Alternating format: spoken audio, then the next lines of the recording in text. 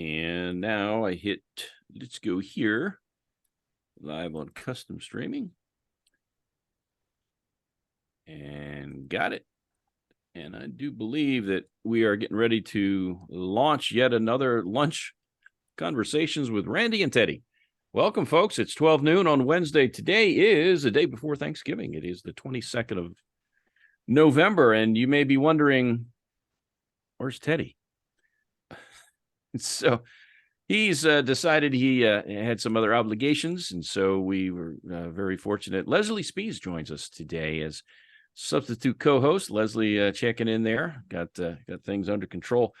My name is Randy Wooden. I run Goodwill's Professional Center based out of Winston-Salem. I've been doing it for a good long time now.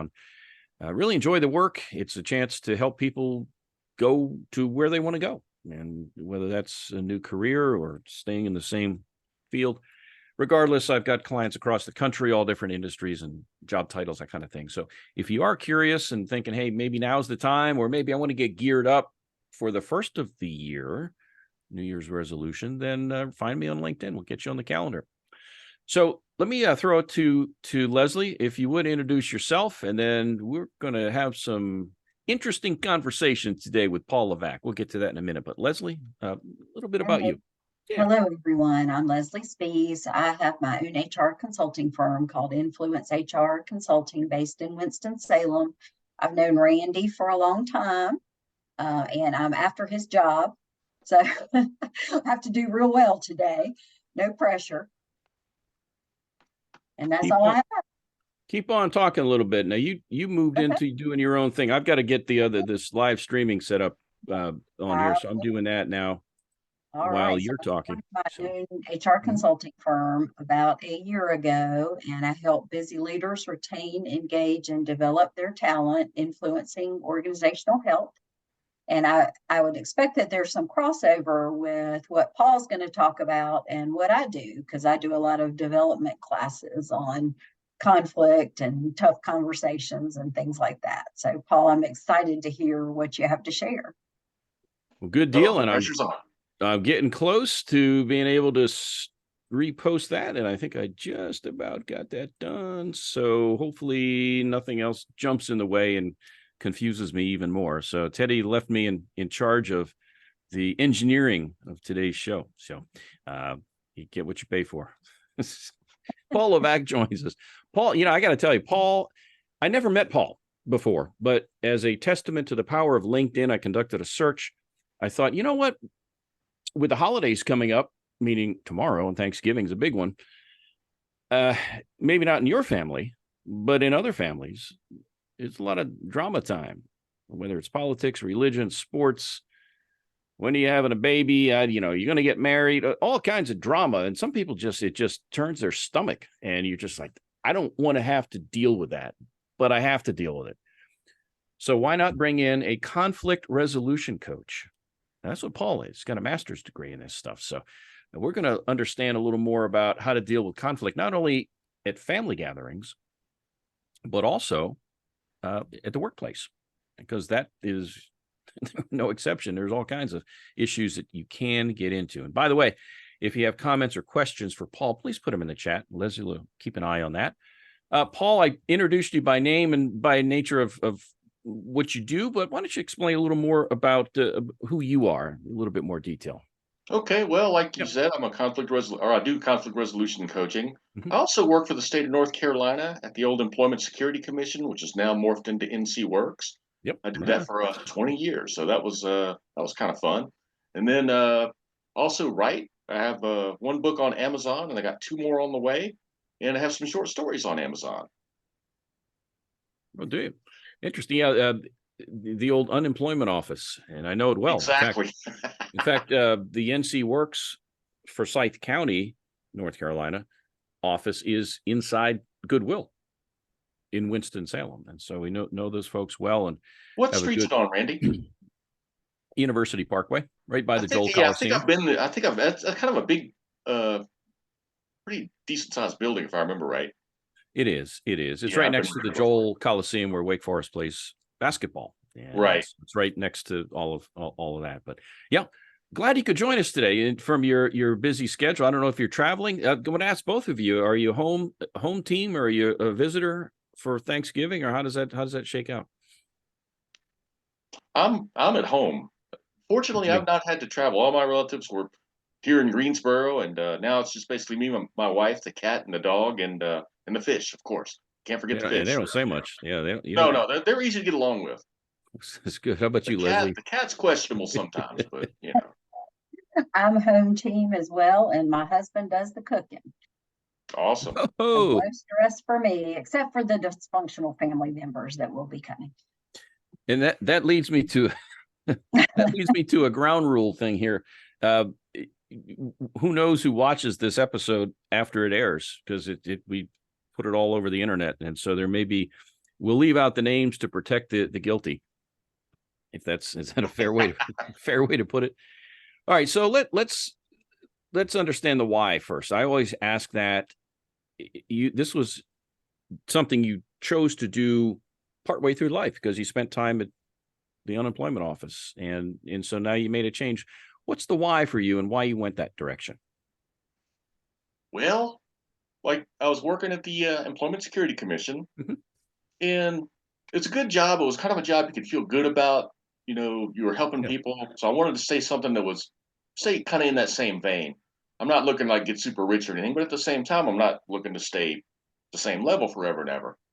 So I was looking at the Mhm. federal job site, usajobs.gov, and I found out the theme was that Uncle Sam seemed to like master's degrees. So I was thinking about what would be one I could get that would work, that would really work for me, that make me feel good. I looked into Mhm. the MALS program, Master of Arts Liberal Studies, which was super interesting because it was kind of a lot of self-guided stuff, All right. and you could really customize what you wanted to study. The only problem was it didn't offer a lot of specific job skills. It's great learning, but maybe not so much for. I don't know how marketable it was. Yeah. Later on, I looked at the Master of Social Work program, but that wasn't. I didn't feel like that was quite for me for whatever reason. And then one afternoon, I went to visit my mom and dad, and hanging out. And mom told me about the conflict resolution program at UNCG. Conflict resolution, that sounds awesome because I love history and all Mhm. that kind of stuff. So I Yeah. went out to talk to the director. The lady who ran that program was Dr. Kathy Whitty. And conflict resolution covers everything: economics, politics, psychology, human resources. You know, Mhm. just so much different things you could study. And of course, there's lots of awesome books in there. But the other thing that was really good about it, it offered some specific job skills, i.e., you learned about negotiations, you learned how to facilitate meetings, you learned how to facilitate and do conflict Mediation. Yeah. resolution. Yeah. And Mhm. I have to say, almost from day one when I started taking that program, it's helped me both professionally and personally. It's one of those deals that it's just super help. They're super helpful skills to have. Well, they do. I think too, in everyday life and in business. Absolutely. And we'll also, by the way, if you have comments or questions for Paul, please put them in the chat. We'll try to work those in where appropriate. You mentioned you have a book or two and on the way and some other things. So we want to make sure if somebody wanted to reach out to you, that they could do that. And so I'm going to, unbeknownst to Leslie, task her with with hunting down that information. Paul, is there a website that somebody should go to? And Leslie can put that in the chat. Is there a website, or find you on LinkedIn, or how? LinkedIn, of course, and then there's lavackgroup.blogspot.com. My L A. blog also doubles as my website. So spell that LAVACK. Is that right? Yes, sir. Say it again now. What is it all? lavackgroup.blogspot.com. Okay. I found it. Excellent. All right, let's start now with a definition. I always like to define things. So we talk about conflict. A conflict can mean everything from, the conflict in the Middle East to, I don't like the way you looked at me when I asked you to pass the salt and pepper. And so for our purposes, how are we defining conflict? What is that? I would like to keep it simple. Just say a serious disagreement or argument. It can also be incompatible views or ideas. We're not getting up to the higher levels of conflict, but for the family dinner, that's pretty workable definition. Now, there's some good thing or some interesting thing to keep in mind about all conflict, and at least in what I've studied. Okay. And that is all conflict is at some level based on a sense of unfairness. Randy, you're being treated better than I am. That's not fair. Why Says who? so gets to do that? That's Says not who? fair. So Says right. who? Uh-huh. So, and that's kind of a premise I kind of operate on, is you try to find where that is, where that's coming from, and kind of address that. So fairness, that leads to another definition. How do you define fair? Is fair equal or equitable? And we hear talk about equity these days and this and that. So if I just feel like I'm getting the short end of something, like, you always let Leslie get away with everything and you don't with me, or whatever. Is that I should get used to it, I guess, right? So how do I guess fairness? That's another thing. How do you want to define fair, and who gets to define it? I think each of us, that's probably another issue. Each of us, the fairness goalpost, if you will, is going to be a little bit different for each of us. As to what's fair and what's not fair. What's fair for Elon Musk is going to be different than what's fair for Randy, for example. Does that make any sense? I may not like it, but I get it. I'm getting a little feedback. I don't know. Paul, is that coming from somewhere on you or not? I don't know. Anyway, I don't hear it now, so that's good. So fairness is just, people need to be treated with equity. I need to be both fair to you and Leslie, and try to keep that as equal as best I can. Now, obviously, that's not always going to be the case. Sometimes I'm going to do something that Randy may not think is fair, or Leslie may not think is fair, or I may not think is fair. Mm-hmm. Mm-hmm. We're going to dive into some topics today that deal with everything from preempting conflict. There's some tips and things you can do to preempt it, because it's coming, and your stomach gets tied up in knots as the car gets closer to your destination. And you think, I can handle this. I've been doing it for years. But maybe we can preempt some of this and also de-escalate. Now you're in the middle of it. And how do we calm things down? And some How tips do we back up? Yeah, how do we back up? Leslie, did you want to handle that? Do you want to throw that one in there from Cindy, or do you see that? Yeah, if you're ready for it now. Sure, yeah, throw it in there. We got an hour.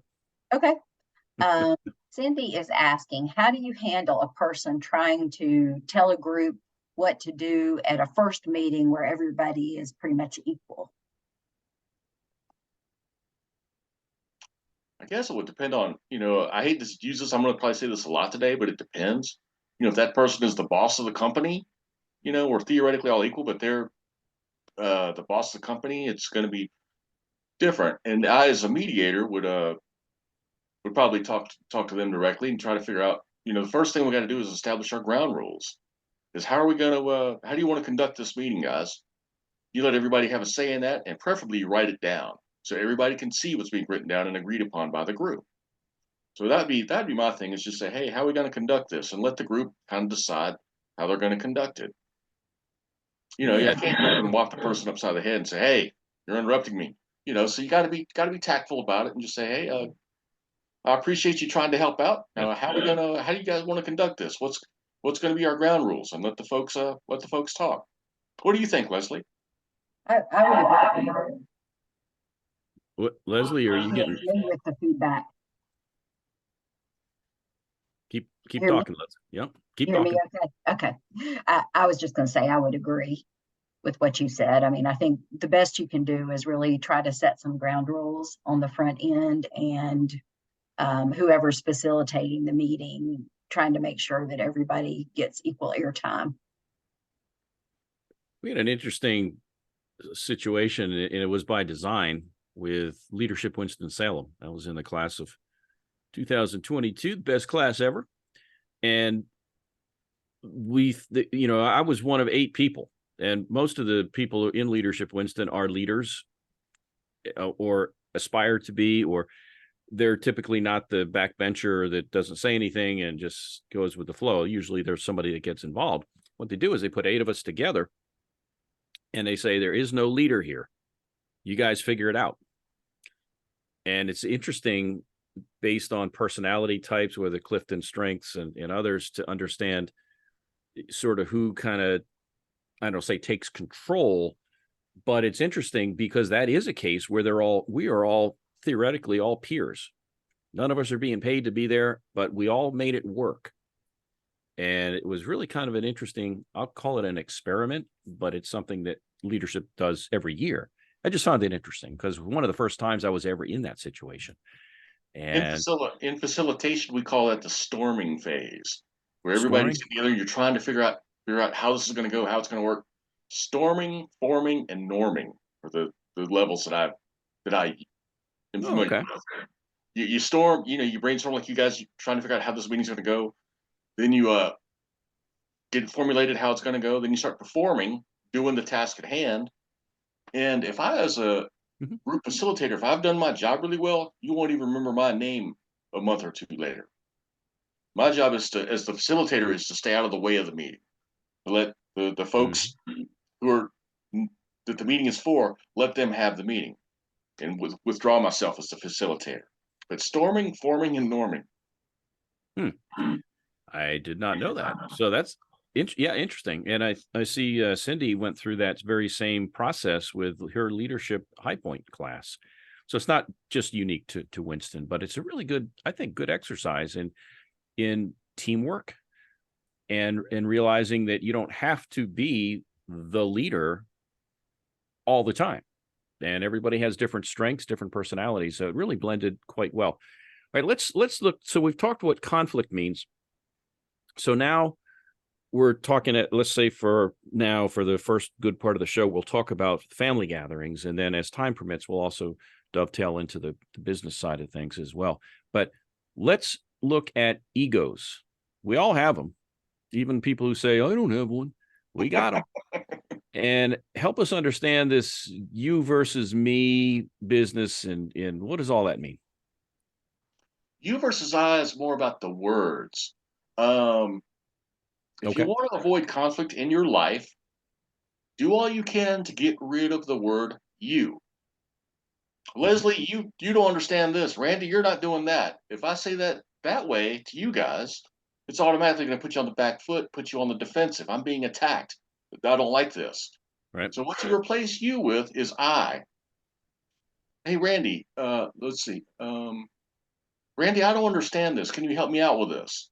Use I to replace the word you whenever possible. I also helps you take ownership of what it is you're saying.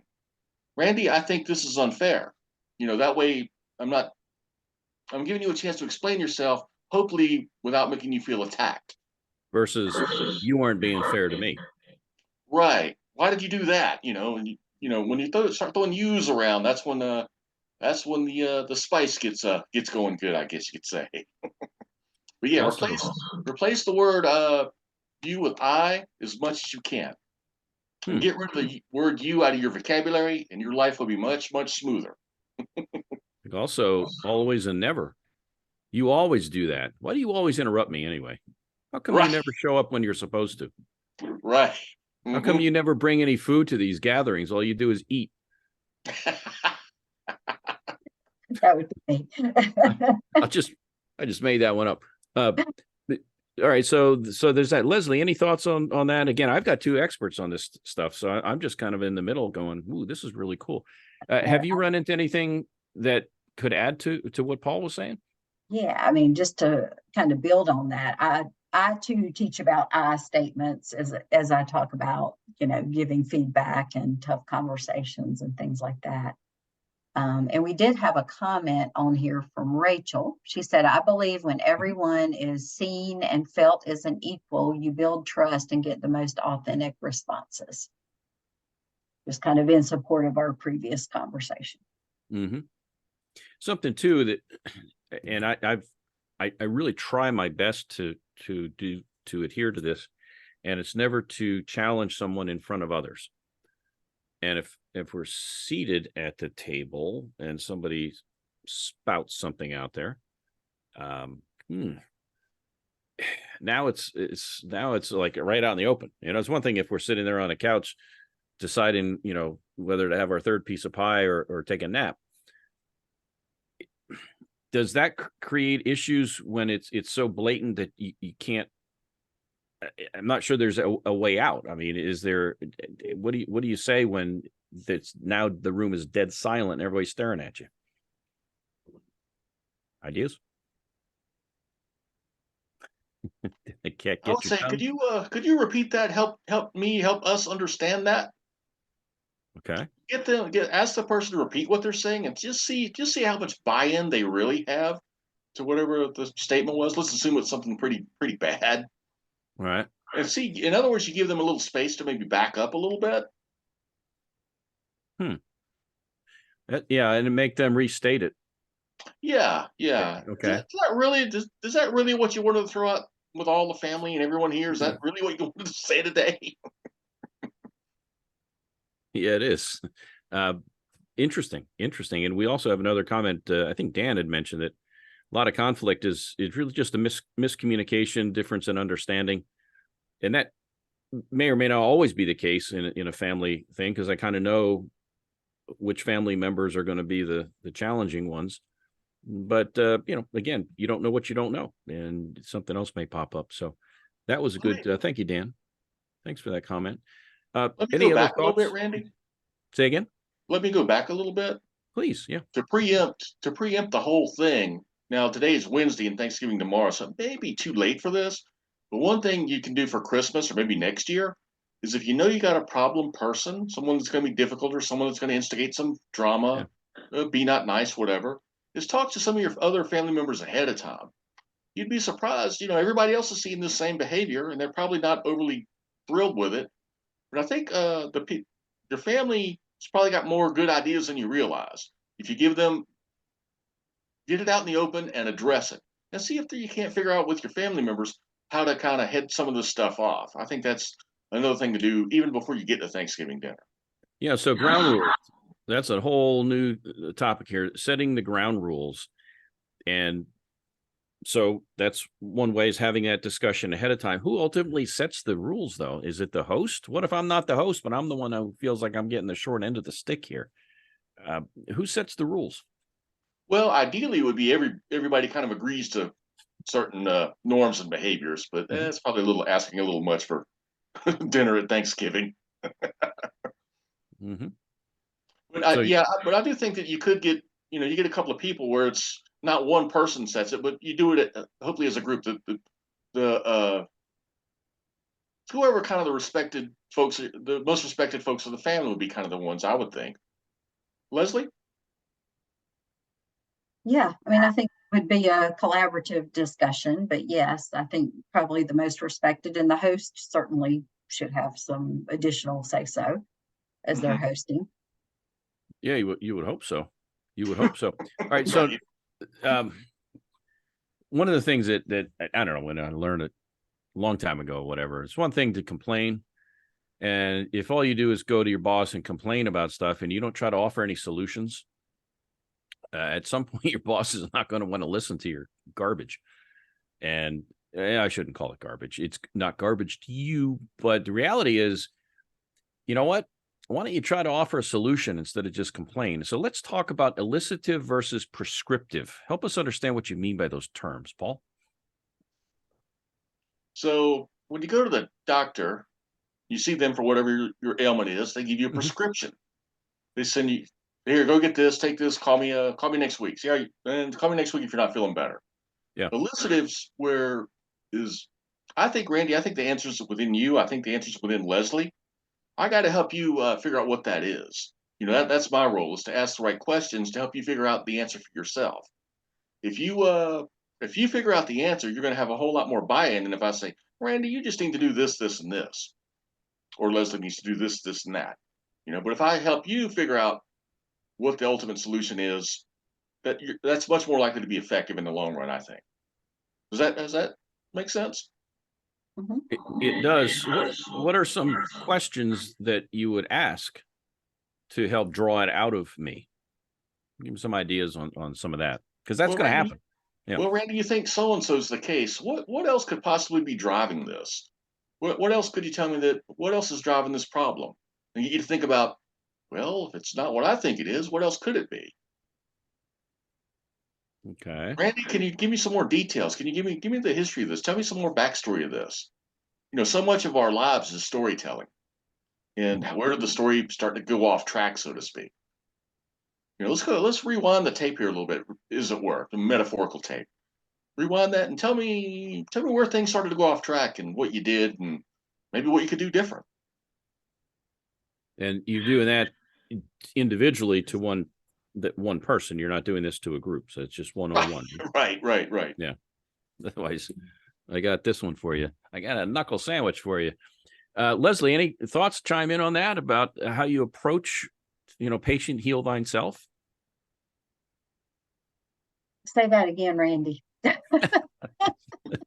She was brain's already on vacation. She was staying low in the conversation. All right. So here's the deal. So, right. So Paul and I don't get along. We have to play better with each other or whatever. And so it's either a case of Leslie saying, "Hey guys, Randy, this is what you need to do. Do this, do this, do this, do this, do this," or try to draw it out of me, elicitive. Right. So what is help? Are there any comments or questions that, like Paul offered, that might help me to say, wait, I get that. Well, here's how it all started. And in effect, help me solve my own problem. Mm-hmm. Yeah, most definitely asking some coaching questions, asking when, as you said, if people come forth sharing problems, start turning it back around on them to say, well, what are your suggestions, or how do you think we should solve that? And chances are at some point they'll stop coming to you as often, or they'll start coming with solutions because they know you're going to ask them. Yeah, well, go figure. And I always explain, and I deal a lot with job hunters in my role with Goodwill. And Paul, you've been in my shoes as well with NC Works, and yes, sir. Whatever. What was it called then? Employment Security Commission. Yeah. And I always explain the why, because I could sit there and say, you got to do this, do this, do this, do this, do this, do this, do this with your resume. And you know what? A week prior to that, they had a buddy or a friend or a coworker who said, you need to do this and this and this. And they feel like they're watching a tennis match. I'm telling them do this. Somebody else tells them do that. At some point, they just throw their hands up and say, what the heck? What do I do? And so I always explain the why. Why should they care why what I do, what I'm telling you to do, were I in your shoes? And that's also a bit of form of storytelling. And Leslie knows me pretty well, and I get stories. Oh, we got plenty of stories, right? Plenty of stories, because I've been around the block, and there's almost nothing I ever run into at Goodwill that I haven't seen before. And it helps, I think, put them at ease, because I say, look, and it's sort of not a backhanded compliment, but I say, look, my clients are smart people, and with more information, you can make better informed choices. And so that's why I take the time to explain the why. And I'm wondering, as it relates to this conflict, if you are being somewhat prescriptive and saying you should do this and tell them why. Could that be a way to do it? And say, hey, I've dealt with this before. I have another cousin who's a jerk, whatever. And this is how we solve that. And that's why I'm sharing this with you. So maybe prescriptive could work. Maybe if you tweak it a little bit, do you think there's any opportunity there? What do you think about that? Sure. You give them your explanation as to why it would work, and then maybe, like you say, turn it on them. Why wouldn't that work? So you can offer possible solutions. Yeah. And then say, what do you think of that? Or why wouldn't that work in this case? But yeah, I think explaining the whys is very important as well. Yeah. And why they should care. I mean, obviously they should care, because they wouldn't be talking about this if they didn't care to have peace and quiet. And right. I wonder, and it takes two to tango. As much as I like to think I'm perfect and I'm never the cause of any conflict, and if only the rest of the world could figure out that I'm great and they need to change their act. And think like you, sir. Right. 100%. 100%. But then, ask a question. then reality hits you. So there has to be some self-reflection to say, is there something maybe that I'm doing? Are there tips on how to more tips on how to draw some of that out to see that it's not a one-sided issue here? Tips on that at all? my favorite words are it depends. It depends on that individual. Mine too. Someone an alcoholic, for example, they've got to want to change first. I can give them all the great reasons in the world for their health, their family, their every millions and millions of reasons. But if that person doesn't want to do it, it doesn't matter what I tell them or what, all the great reasons I have for them to change. They've got to want to do it. Mm-hmm. So I want peace and quiet. And I guess if I listen to you and your prescriptive ways and the why behind it, if I want to change enough, I'll do it. Or I may just say, I don't care, and just quit showing up. Maybe that's another option. Sure. Yeah. Sure. Okay. Well, let's take not a commercial break, but it's 1:30, and we're on lunch conversations with Randy and Teddy. Teddy is off site and enjoying the holiday season. By the way, Teddy, and I don't think he'd mind me sharing this because he shared it publicly on the show many times. He's one of, I'm going to say, roughly 15 kids. Roughly. I think it's 15, 14, 15, 16, I don't know. Anyway, so you can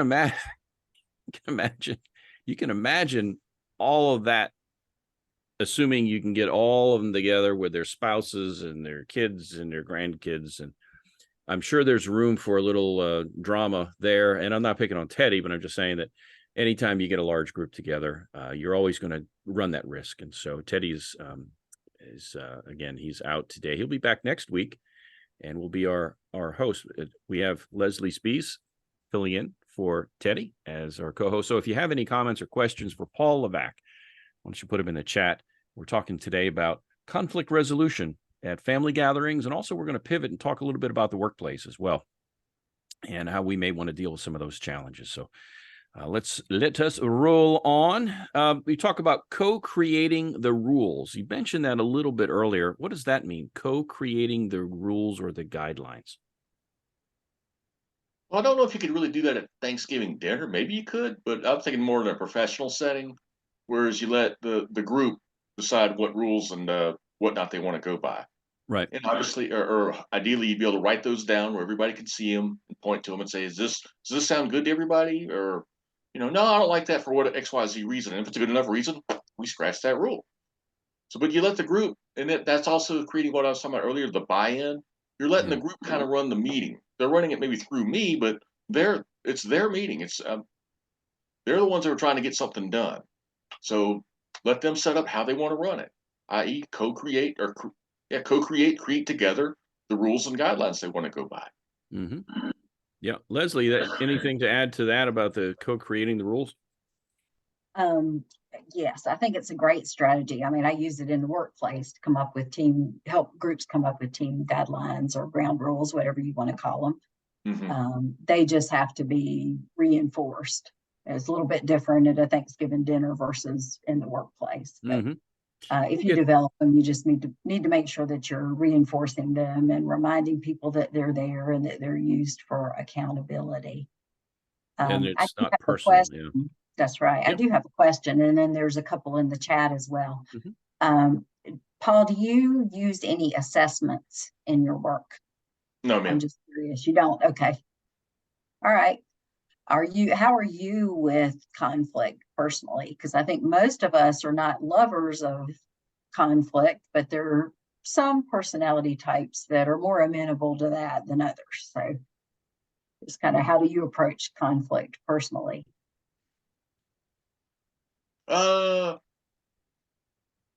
If I may say, what we dislike in others, in my experience and in my education, is something we actually dislike in ourselves. Mm-hmm. So if I think, Leslie, I don't like this about you, then I got to turn that back around on myself and figure out is that something actually within me that I'm projecting out? Mm-hmm. So I start with myself. I think all conflict starts with us within. And so I got to think about, what am I doing here? And then start hopefully communicating openly and honestly with the other person, whoever I'm in conflict with. Help Or me I just throw understand the whole conflict resolution toolbox out the window and start screaming like a Yahoo. But I try to avoid that. You threw me a curveball there, Paul, because I would have thought it was just the opposite. Give an example. Give you an example. No names. Right. But some people are the I'll call it, the thing, picture the loud sport jacket, pat you on the back, used car salesman, loud, ha ha ha, that whole thing versus the plodding, quiet, analytical person, introvert. So the introvert may look at that other person who's the polar opposite and go, that guy's a jerk. And the car salesman guy, again, nothing against car salesmen, but go with the stereotype here. They look at that quiet guy and say, get a life, man. Get a life. And so to me, anyway, I look at that and I say, well, if everybody were like me, we'd all get along. But they're not. So help us understand that when you say we're kind of projecting. Give us an example of what that might look like. The old saying I think of with that is, what we hate is actually something we often hate within ourselves. Now, is that car salesman really all of that, or is he just putting on a show? That would be that's the other possibility there. I don't know. Mm-hmm. Or is this guy that's the introvert? Is he really an introvert with no life, or is he somebody that's has a very rich life, but not to the way that the car guy would think? He wants to go to the races, he wants to go to the football games and play sports and all that. But this other guy, he's enjoying himself as much, but in a totally different way. Let's move it away then. Let's move it away from introvert extrovert, but just say somebody who just likes to poke and get your goat and just stir up stuff. That's all. I don't know anybody who likes that kind of person. And you know what I mean? If I let that person get to me, that's on me. Have you heard the saying, hey, you get frustrated, you're working on your car, you're working on your computer, you're going to let that inanimate object kick your butt? So if I let that person get to me, that's kind of on me, I think. Because I consider the source. Yeah, that's just how he is. He can't help it. Whatever. Don't let them get to you, especially tomorrow at Thanksgiving dinner. The only one person you can control at that table is yourself and how you react to people. If they get your goat and get you riled up, a lot of people kind of, for whatever strange reasons, thrive on that kind of thing. If you don't let them get to you, don't let them get you riled up, they're going to move on to the next thing, whatever that may be. And I get that. And I go back to that whole projecting thing because I'm not like that. And so for me to sit across the table from somebody who is that way, if you're saying I don't like that guy or whatever because I'm projecting, I would disagree with you. It's probably just I don't understand you well enough on this thing. But anyway, just know the main takeaway I got from you was it's within you to control and not to allow things you can't control to affect you negatively. You're there and you can process that. Is that Leslie, what you got? Yeah, we have a couple of comments from Rachel, and I thought one of them is definitely related. She said people's own insecurities and biases affect their own judgments. Mm-hmm. And then she says that the situation that we just talked about calls for a grown-up timeout time to walk away and distance yourself from the situation. It does, yeah. And if I may add, Randy, it is conflict resolution, and not all solutions are going to be equal. So some solutions are going to work better than others. That's just one that's worked for me a lot. Yeah. So, if that's going to work for everyone else, maybe not. Because, I agree with you. That person is trying to be the poke the bear all the time. They're not fun to be around. Let's talk about the value of relationships, the value and importance of relationships, and how that impacts maybe how you deal with things in the heat of the moment.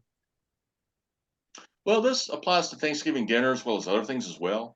But, if you're with family that you've seen years and years and years, and you're just a part of that group, it's kind of hard to be overly dismissive or overly aggressive in trying to respond to that person. Now, if it's your brother's cousin brought somebody to the Thanksgiving dinner that you're never going to see again, that might influence how you respond. I'm not saying that might influence how you respond more negatively. So, but the more important the relationship, the more careful you got to be as to how you respond to them, and you want to keep the relationship. So you want to that uncle that's a little overly aggressive or a little trying to get your goat. Maybe he's got some other really good characteristics. You want to preserve the relationship. So you kind of let his ribbing roll off you, so to speak. So yeah, so if I'm going to see the person repeatedly, then I may want to reevaluate and maybe look to, tone things down versus if I'll never see you again, then whatever. I get that. What are some phrases or how-tos to help de-escalate situation? We've kind of touched on some, but maybe other ones. Advice at our Thanksgiving or Christmas or other holiday festive engagement. What else can we do to de-escalate a little bit, Paul? Well, a good one I think is to say, hey man, I don't know if this is the best place to have this conversation. I don't mind having it, but maybe this isn't the best place. Can we talk about this later or somewhere else? Mhm. That might be a thing to do. The other one I like is if you know the person well and you know your people there at the table well, and you know their sense of humor, use humor to kind of defuse things. That's going to be very specific to the people around you and the person that you're having the trouble Yeah. with. So I think humor could be another really good one. And then there's the nuclear option. I've got my driver's license and I got my car out front. If I'm being insulted, belittled, whatever, if it's bad enough, you don't have to stay for that. This isn't Russia. You don't have to stay. You feel free. Remember, you always have that option. If things are bad enough to where it's rising to the level of emotional abuse, time to clear out. Or not go in the first place. Call up your relatives. Say, hey, I'm not, I do this every year. I can't deal with it this year. Mm. But I know that's a long way from de-escalating. But I think the humor and the offering to have the conversation in a different setting might be a little bit better. Yeah. Rachel, you want to take Rachel comment? She says she always suggests driving more than one car. Right. Yeah. You have your out. Gee, look at the time. I'm sorry. I've got a hair appointment. I'll catch you. I'll catch you. I was thinking dentist appointment for Thanksgiving. Be more creative. Be very creative. I think it's time for a nap. So yeah. Turkey coma. There's always that. So yeah, I guess to take it to the extreme, you don't have to take it.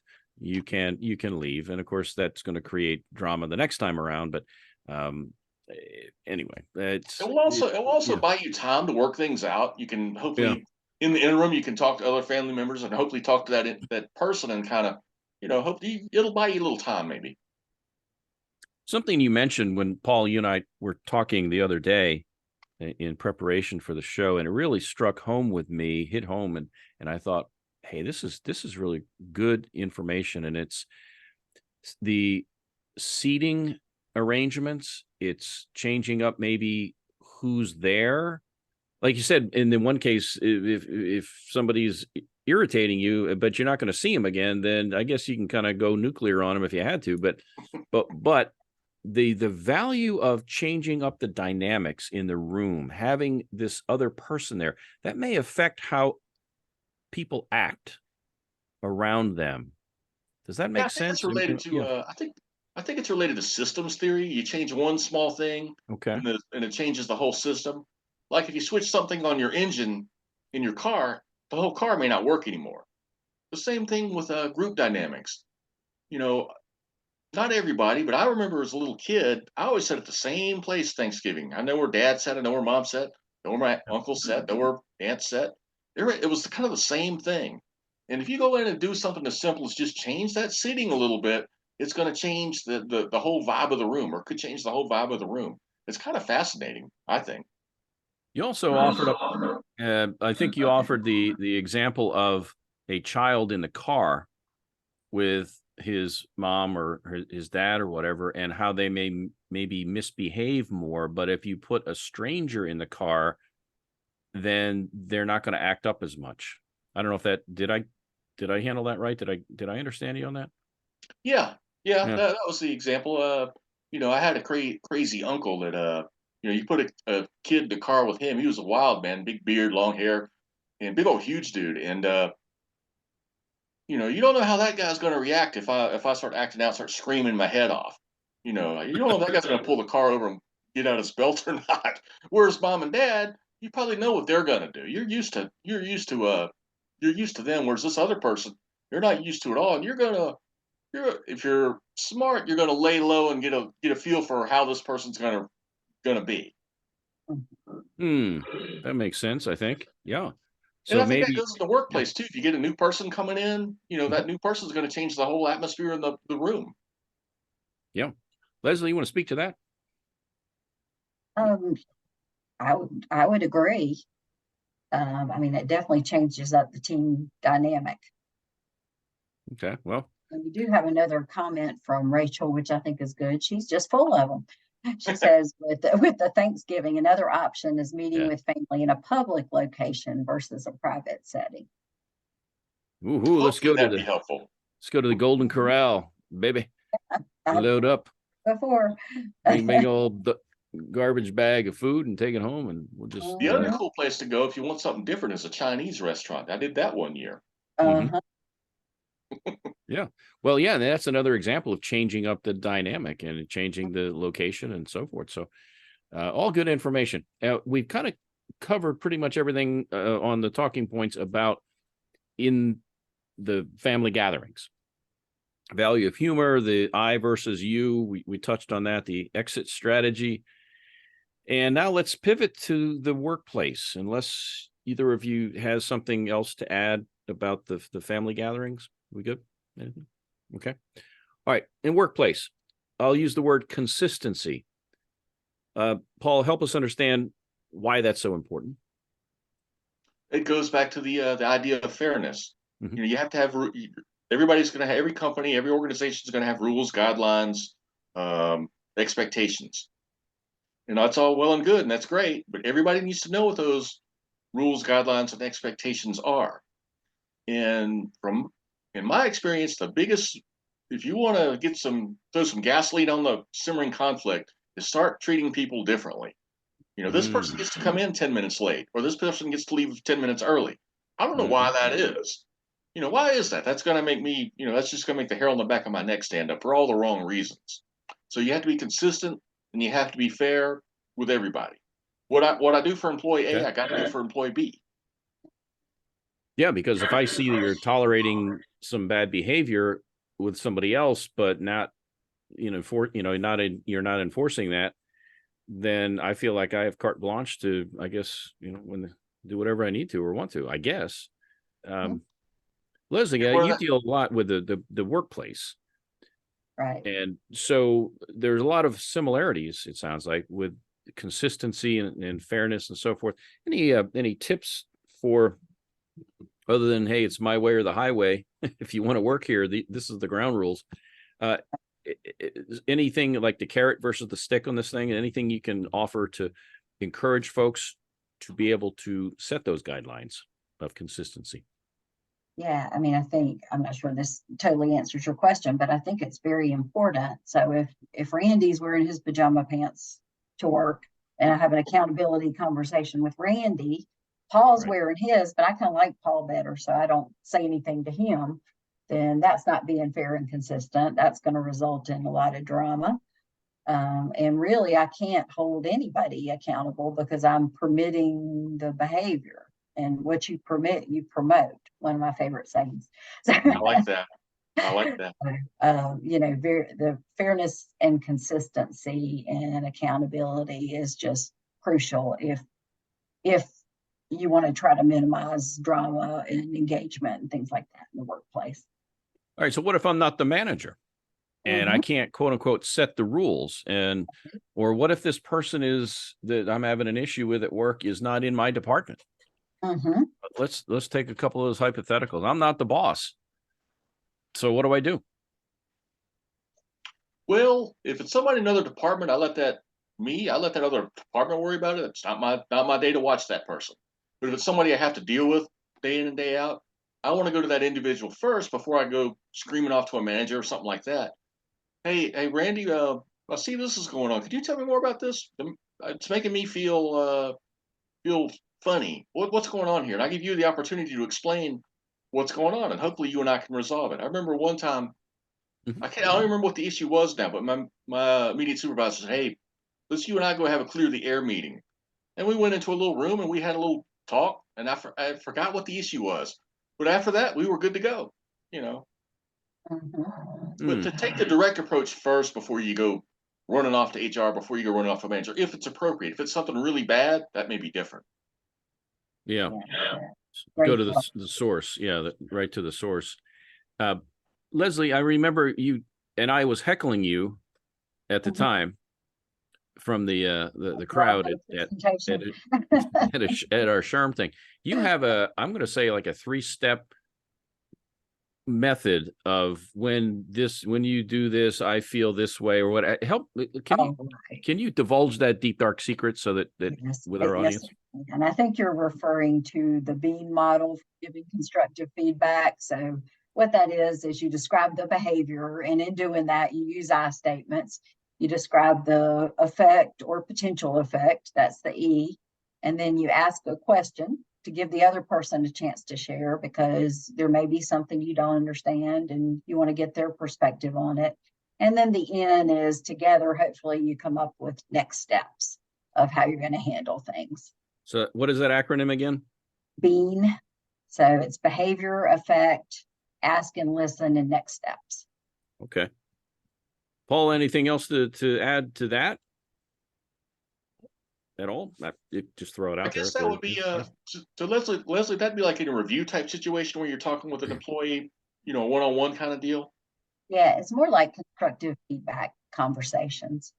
Yeah. If I'm having a conversation with Randy because he did something in a meeting that I thought was inappropriate or whatever, which happens frequently, then I might use that model in order to do that.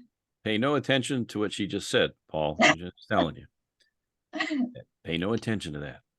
All right, so go to the main thing on the management side, they need to be sure they're really listening to their employees, and hopefully, if the employee has something valid, they're acting on it.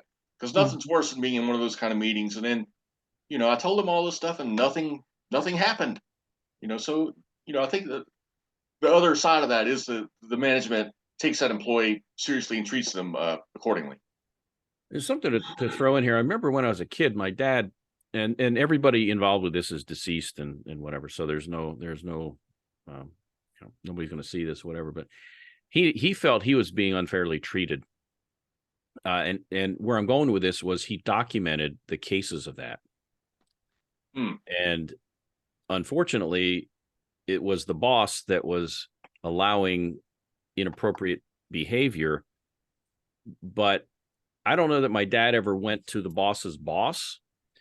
But the key, and I guess what I want to share here is document this stuff. If you feel like you really are being treated unfairly and you end up having to go to the evil HR office of Leslie Spies, the evil HR lady, and she's going to say, so what are you talking about? And if I have a document where I say, well, look, here's stuff, I think that helps support my point of view versus, does it? I mean, I can't imagine it would hurt, right? Document stuff. Especially, I remember, if someone felt like they were being harassed into the ground and they came to me to file for unemployment, that'd be one thing I would ask. Hey, man, did you write any of this stuff down? Because if legally, well, I don't know if I could say that, but it seems to me if you didn't write it down, it didn't happen as far as a court would go. If it's not documented somewhere, it's just, how do I know this isn't just hearsay? You just don't like that person. So yeah, writing it down is extremely important. And the more you have, the better. Yeah, I would think so. One of the behaviors at Goodwill is to assume positive intent. And while sometimes that's difficult to do in reality, I think that's something we should all aspire to do is to assume positive intent until or unless you see there really wasn't any positive intent there.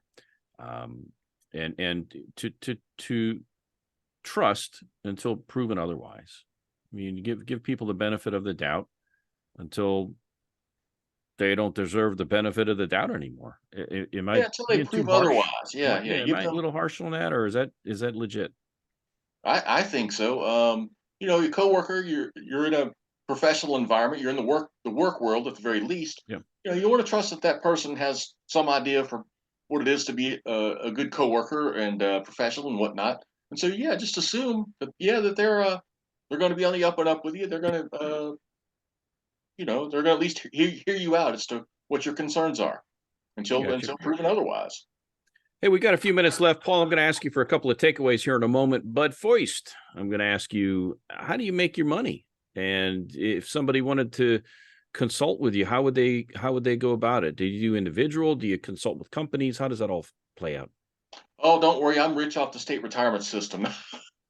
No, Your yeah, nose just grew a little bit. I think it's out here now. right. Yeah. Right. Well, I got the state retirement. I also got my books on Amazon, and I also can do some conflict resolution coaching. You can reach me through the website. Right. I think we got that already. LaVackGroup.blogspot.com. My blog also doubles as my website. I put all my info as to what all I can do right on there. You ought to be a comedian too. You got a stand-up comedian. You got to, I'm sure you have stories out the wazoo. Same thing with Leslie, based on You all gotta of have the a sense of humor to work in the kind of conflict work. resolution going on here. So there's Yeah. that.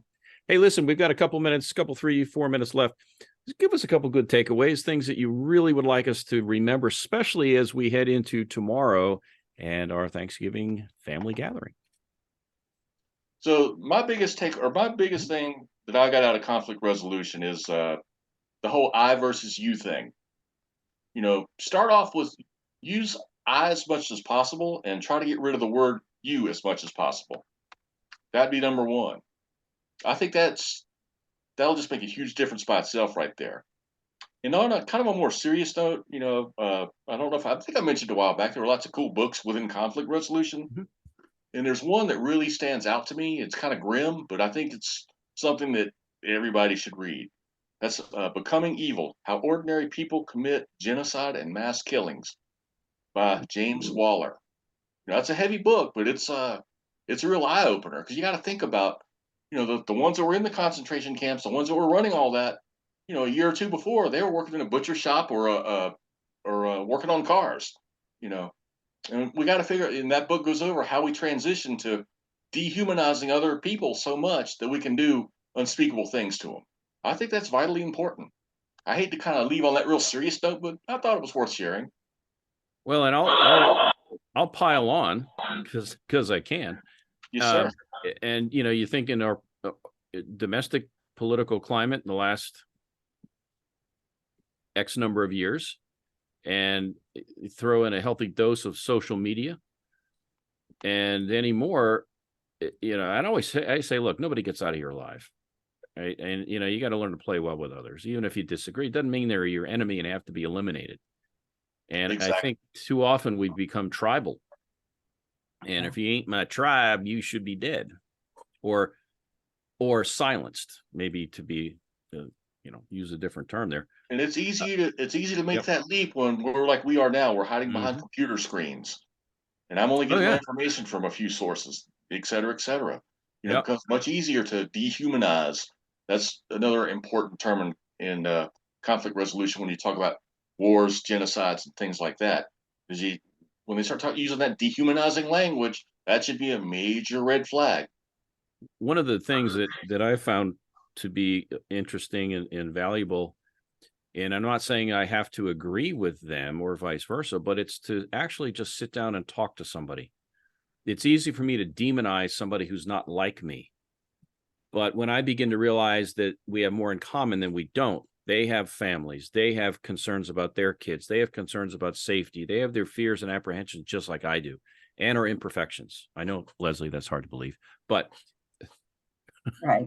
But let me throw one more thing out there that I just but we're more thought alike than we're different, I guess, is where I'm going with this. If I dehumanize you, now I feel like I can just hammer you incessantly, and that's just not right. It's just not right. Exactly. Yeah. One more thing I want to throw out that I just thought of. I have a very close friend who's from Sudan, and hopefully I'll try to tell the story real quick.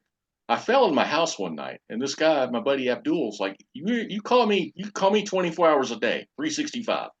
I'll answer my phone. And so I got up to go use the restroom or whatever, and I fell in my house, and I couldn't get up. So, well, I don't really want to pop 911 for this. So I called Abdul. The guy answers on the second ring. He comes over. He said 3 words, "I'll be there." He's here like 10 minutes, helps me up. And I feel kind of bad because, this is somebody I've been a student with. We were studying together, and there I am in my little underwear and t-shirt and feel funny. And he goes, "Paul, remember, the things that make us most human are the things we find most embarrassing about ourselves." I thought that was a really interesting, really pretty deep Very cool. quote. Yeah. Thank you. Thank you, Paul. Paul LaVack has joined us today. Paul is a conflict resolution coach and consultant and all around good guy, man. I've had a great time talking today. Leslie I have Spies. too. Thank you for the Yeah. invite, Randy. I appreciate it, Yeah. man. And Leslie, Leslie good to Spies see you. with Influence HR Consulting. And I've known Leslie for years. She's a good egg, as I think my mom used to say when I was a kid. Not in reference to me, but but anyway, thanks, Leslie, for filling in for Teddy. Hey, by the way, next week we've got Wanda Ladd. She will be in to talk about the future of hiring and onboarding. So again, we're going to tie that into HR and how people get onboarded to companies, and I assume how technology is impacting that process as well. Anyway, that'll be next week. That'll be the last show of November, the 29th. Wanda Ladd joins us. Again, thanks, folks, for watching, and we appreciate your comments. Lively conversation today. So that's it. Randy Wooden, you guys have a great day and a great holiday, and behave yourself. How's Thanks that? again, and happy Thanksgiving, everyone. Take care. All right, see you now.